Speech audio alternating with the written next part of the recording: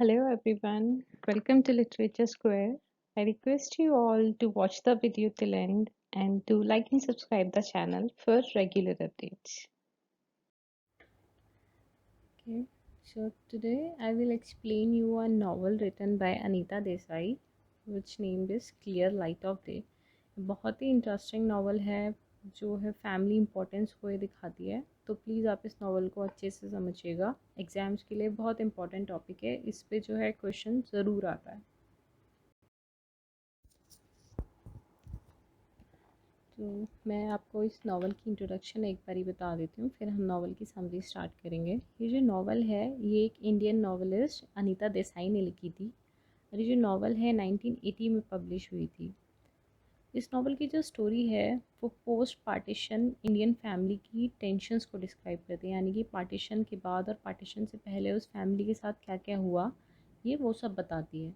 ये जो नावल है ये 4 सेक्शंस में डिवाइडेड है, यानी एक है प्रेजेंट में, फिर ये पास्ट में जाती है, फिर और पास्ट में जाती है, फिर वापस प्रेजेंट डे पे आ जाती है। और इस नावल की जो दोस्तों मेन थीम है वो फैमिली इम्पोर्टेंस के ऊपर है कि कैसे फैमिली जो है हमारी ज़िंदगी में इम्पोर्टेंट है। Let's begin with the novel.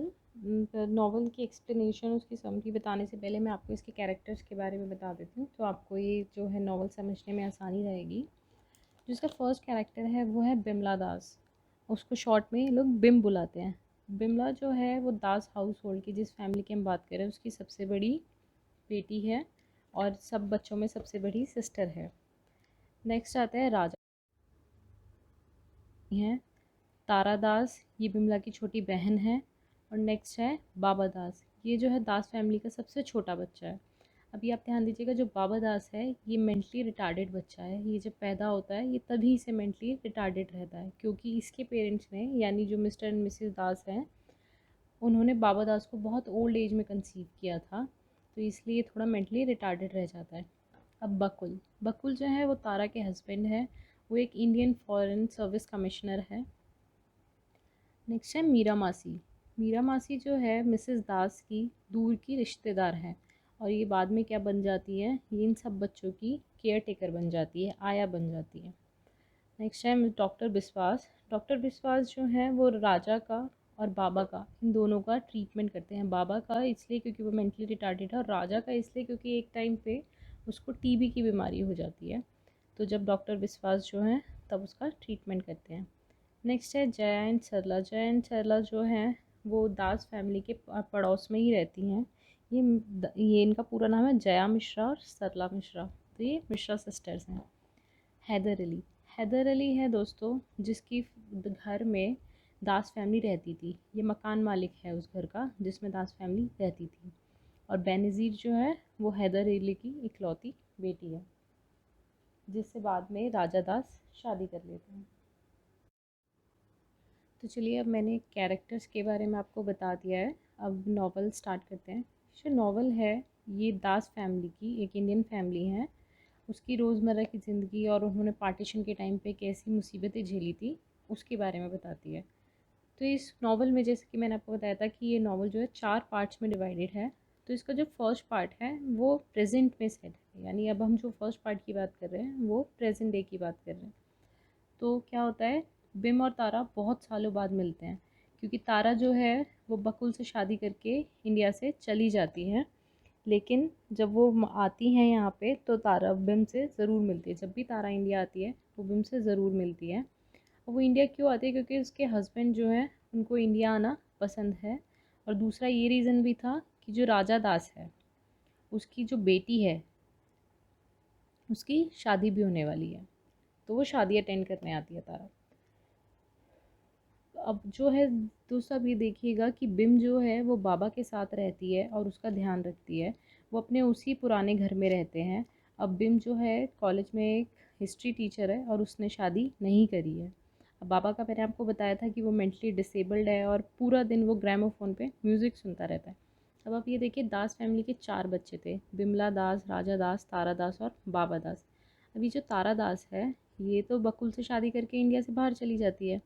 राजा दास जो है वो अपनी लैंडलॉर्ड की ही बेटी से शादी करके वो भी दिल्ली से चला जाता है। अब जो है बिमला और बाबा सिर्फ ये अकेले रह जाते हैं, तो घर की जो पूरी रिस्पॉन्सिबिलिटी है, बाबा की पूरी रिस्पॉन्सिबिलिटी है, वो बिमला पे आ जाती है। तो दोनों बहनें अपने भाई राजा के बारे में बात करने लगती हैं। एक समय था जब राजा और बिमला दास एक दूसरे के बहुत क्लोज थे, लेकिन अब वो क्या है, एक दूसरे की शक्ल भी देखना पसंद नहीं करते। वो ऐसा क्यों है? क्योंकि जो राजा है वो पोइट बनना चाहता था, एक उर्दू पोइट बनना चाहता था, लेकिन उसने पोइट बनने की जगह जो उनके मकान मालिक थे हैदर अली, उनकी बेटी से शादी करी, जिसका नाम मैंने आपको बताया था बेनज़ीर। बेनज़ीर से शादी करी और हैदराबाद में सेटल हो गया।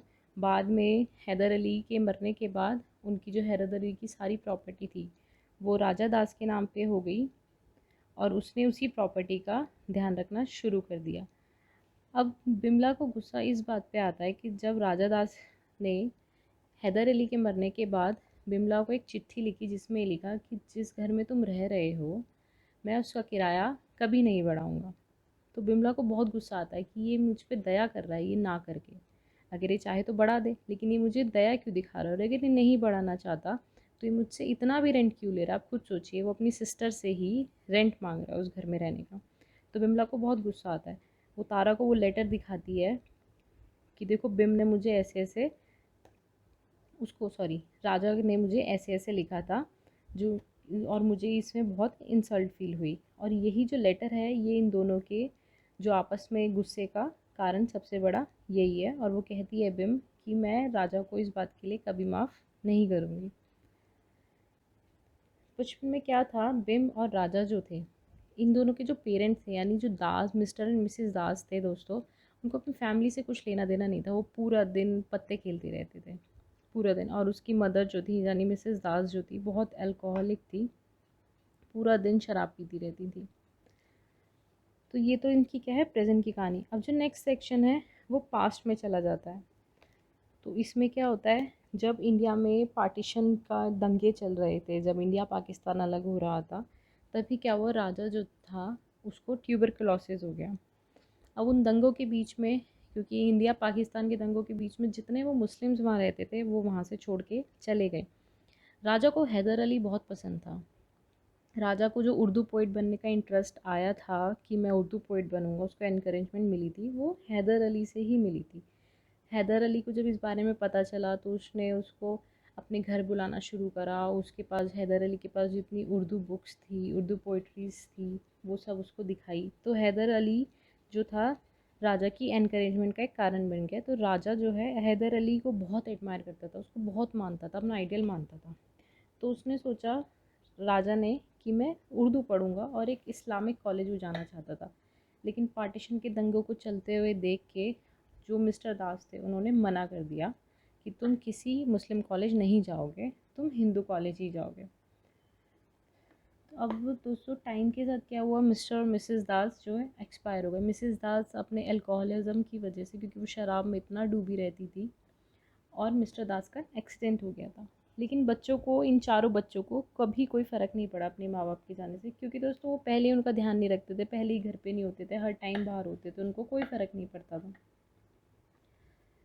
और जब बाबा पैदा हुआ तब क्या हुआ, बाबा क्योंकि मेंटली रिटार्डेड बच्चा था, तो मिसेस दास को उससे संभाला नहीं जा रहा था। तो उन्होंने क्या करा, जो उनकी दूर की कज़न, मैंने आपको बताया था मीरा मासी, मासी जो है ये बच्चे बोलते हैं इनको, उसका नाम था मीरा। तो उन्होंने मीरा को बुलाया, और वो क्या हुआ, इन बच्चों की आया बन गई।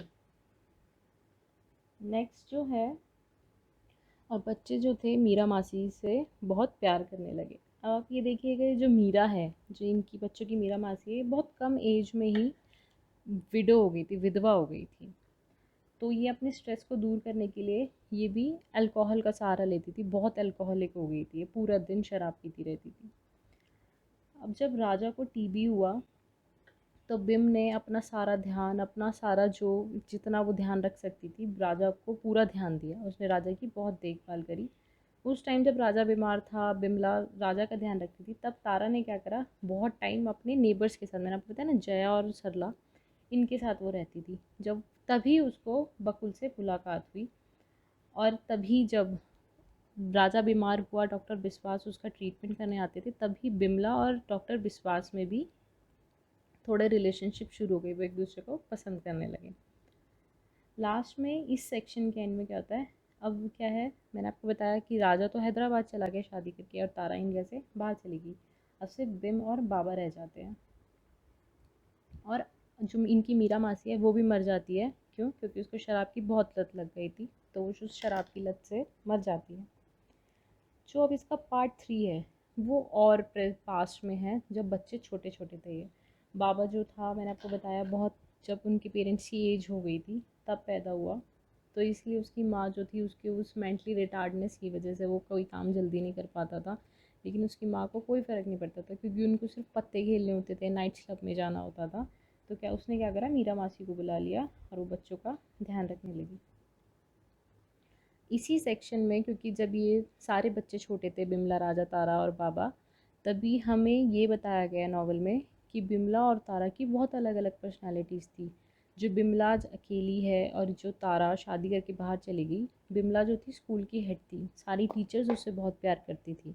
और जो तारा थी, तारा पढ़ाई लिखाई में बहुत ज़्यादा अच्छी नहीं थी, तो सारे टीचर्स उससे यही कहते थे कि तुम अपनी बहन को देखो, अपनी बहन जैसे बनो। तो वो थोड़ा उससे जेलस फील करने लगी थी। लास्ट अब जो पार्ट 4 है इसका, वो वापस प्रेजेंट डे पे आ जाता है। तो तारा क्या करती है, तारा बिम से जो कहती है कि तुम्हारी जो राजा से गुस्सा है, तुम्हारी जो राजा से रिलेशनशिप टूट गई है, तुम दोनों ने आपस में बात करना बंद करा है, उसको ठीक करो। अब बिम को तारा की ये बातें सुन के बहुत गुस्सा आता है और वो अपना सारा गुस्सा बाबा पे निकाल देती है। क्योंकि बाबा उससे कुछ कहने आता है, वो इतने गुस्से में होती है कि बाबा पे चिल्ला पड़ती है। लेकिन बाबा कुछ नहीं कहता और चुपचाप वहाँ से चला जाता है। बिम जब ये देखती है, उसको बहुत बुरा लगता है और उसका सारा गुस्सा ख़त्म हो जाता है। तब उसे ये रियलाइज़ होता है कि प्यार जो है हर सही गलत चीज़ को सही कर देता है। अब जैसे ही तारा जो है वो राजा की बेटी की शादी में जाने लगती है, तो बिम उससे कहती है जब तुम वापस आओगी तो राजा को अपने साथ लेकर आना, मैं उसे माफ़ करना चाहती हूँ, मैं अपनी फैमिली में सब कुछ ठीक करना चाहती हूँ। तो दोस्तों, ये थी novel clear light of day, जिसमें ये दिखाया गया है कि प्री पार्टीशन के टाइम पे, पार्टीशन के टाइम पे जो फैमिली थी, दास फैमिली, उन्होंने क्या क्या सिचुएशंस देखी, क्या क्या सिचुएशन झेली। 4 भाई बहनों में से जो सबसे बड़ी सिस्टर थी, उसको घर की पूरी रिस्पॉन्सिबिलिटी दे दी गई, क्योंकि छोटे जो दोनों भाई बहन थे वो चले गए उसको अकेला छोड़ के। और जो सबसे छोटा बच्चा था, बाबा दास, वो पहले ही मेंटली रिटार्डेड था, तो उसकी भी रिस्पॉन्सिबिलिटी बिम को मिल गई। बिम कभी शादी नहीं कर पाई, अपनी फैमिली नहीं स्टार्ट पाई कर पाई, क्योंकि उसके ऊपर उसकी फैमिली की बहुत रिस्पॉन्सिबिलिटीज़ थी, जो कि राजा दास को निभानी चाहिए थी, क्योंकि वो घर का सबसे बड़ा बेटा था। लेकिन राजा जो था वो शादी करके हैदराबाद चला गया और तारा शादी करके इंडिया से बाहर चली गई। कभी इन लोगों ने बिम के बारे में या बाबा के बारे में नहीं सोचा। आई होप आपको ये नावल समझ में आया होगा। इनकेस आपको कोई भी डाउट रहता है तो प्लीज़ आप कमेंट बॉक्स में मेंशन कीजिएगा और प्लीज़ चैनल को लाइक और सब्सक्राइब ज़रूर कीजिएगा। Thank you so much.